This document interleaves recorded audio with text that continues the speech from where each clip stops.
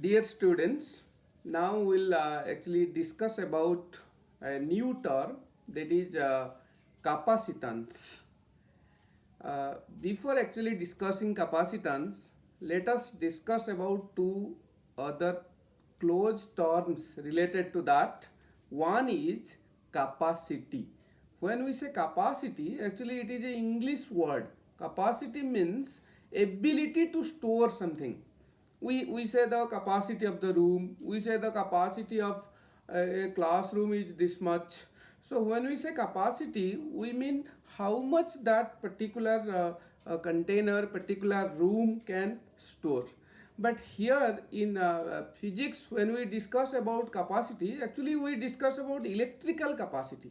That means how much charge that particular conductor or material or designed device can store. It does not mean that how much charge it is storing. No, it means how much it can store. Suppose I have a metallic conductor with me, it is not charged, still it has a capacity because it can store some charge, it can store some energy. So capacity means, in physics particularly, it means the ability to store charge. So actually it is called electrical capacity, but here we will be using the word capacity invariably. So another very close term is capacitor. We all know that we use fans in our capacitor, in also in many electrical circuits we have capacitors. So capacitor is actually a specially designed device, which is a two electrode device. It looks almost like a battery, but it is having two electrodes, two wires, you can see that is coming out from that. Okay, so this is actually used to store electric charge. If some charge is given to it, it has the ability that it can store that charge, and if it is storing any charge, then it can say it has some energy in it. So actually this capacitor, you can see here, we can show it by this symbol, two straight lines, and it is very much similar to the battery or cell symbol you see here. In cell, one big line, one small line, but the symbol of capacitor carries two lines of equal means length. Okay, this is a symbol of capacitor. So capacitor is specially designed two electrode device. Its main purpose is to store charge. And when we say capacitance, actually the capacitor has capacitance, even a conductor has also capacitance. That is why capacitance means ability of a conductor or capacitor to store charge. So if we define actually capacitance, so it will be given by this formula, C is equal to Q by V. Q by V means, it can be also written like this: capacitance is equal to is the amount of charge needed or supplied needed to raise the potential of a conductor, or capacitor, by unity means how much charge we should supply. You see here, I have connected a cell or battery to a capacitor. So this way we can supply charge to capacitor. We can also supply charge a single conductor. If you have a single conductor, you can also supply charge to that. So how much charge it needs, so that its potential, means the potential difference between these two ends, will be raised by unity, means the C is equal to 1 farad. Capacitance is given by the unit farad. C equal to 1 farad if Q equal to 1 coulomb and V equal to 1 volt. That means how much charge we should supply so that the potential difference between the two ends, the two electrodes of the capacitor becomes 1 volt. Okay, so that actually defines the capacity of conductor or capacitance of the capacitor. So when we say capacitance, we mean this formula that C is equal to Q by V. Don't think that C directly depends on Q. No, actually C does not depend on Q, C also does not depend on V. We will derive this one actually on what factor C depends, but keep in mind that just by looking to this formula, don't say that C depends on Q, C depends on V. No, you see, suppose this room, okay, even if no person is present here, still I can say that this room has some capacity. Similarly, suppose I have purchased a capacitor from the market, no charge is given to it, still I can say that this capacitor has a capacity. That means actually it can store charge, it can store energy. Actually it stores charge and claims that it has energy. So now see, suppose we have connected a cell to this capacitor. Okay, so here we are getting actually three regions. You see, region 1, region 2, region 3. Once we connect this cell or battery to the capacitor, so let us see what is happening to electric field in these three regions. You see, in this case actually when we are taking this plate, so we imagine that this is an infinitely charged plane sheet having surface charge density sigma this side and surface charge density minus sigma in the other side, because we are connecting the battery like this. So this one is, let us say, plus, this is minus. So this side becomes plus, this side, the other side becomes minus. So at a point very close to this plate at this side, you see electric field due to positive will be outward and due to negative it will be towards this.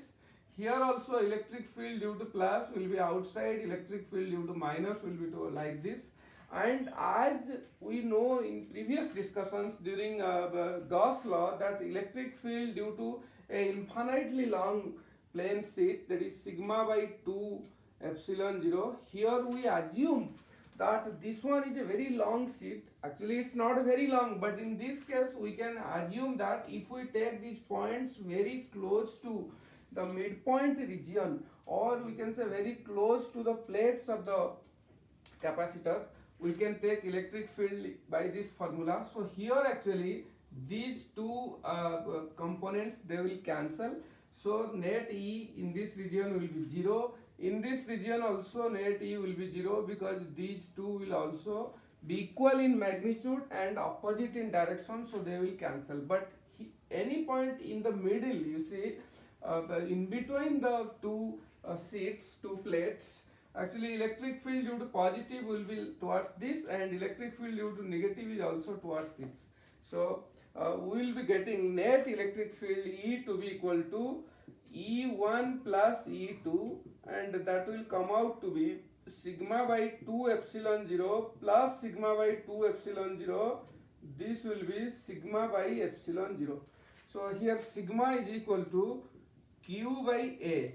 Q means that is charge on the capacitor. Actually that is charge on any of the plates. If this is positively charged, that will be negatively charged. So this particular formula will be equal to Q by A epsilon 0. A is the area of the plates. A is common plate area or area of the plates. Area of plates. If both plates are having same area, it's nice. Otherwise, we have to take the common area of the plates.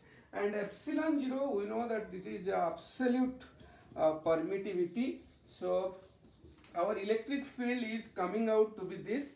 Now if we find out potential difference between these two ends, so potential difference is given by V equal to electric field into distance. So distance between the plates is, let us say, D.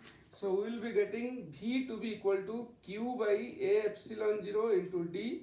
And if we find out capacitance in this case, so capacitance will be equal to C will be equal to C is equal to Q by V. So it will be Q by V means QD by A epsilon 0. That A epsilon 0 will go up. So this will be Q cancel. We will get epsilon 0 A by D. Now see, capacitance of this parallel plate capacitor, this is actually called a parallel plate capacitor, is coming out to be epsilon 0 A by D. So here in between the plates, we have assumed that there is vacuum, or so to say there is air.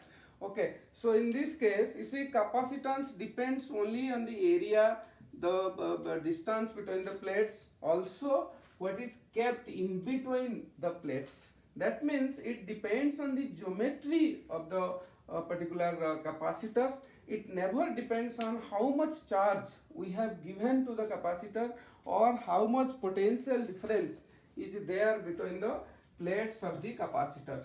So now see, why generally we take two plates. If we take a single conductor, suppose we will take a spherical conductor of radius r, then what will be its capacity? So C will be given by Q by V.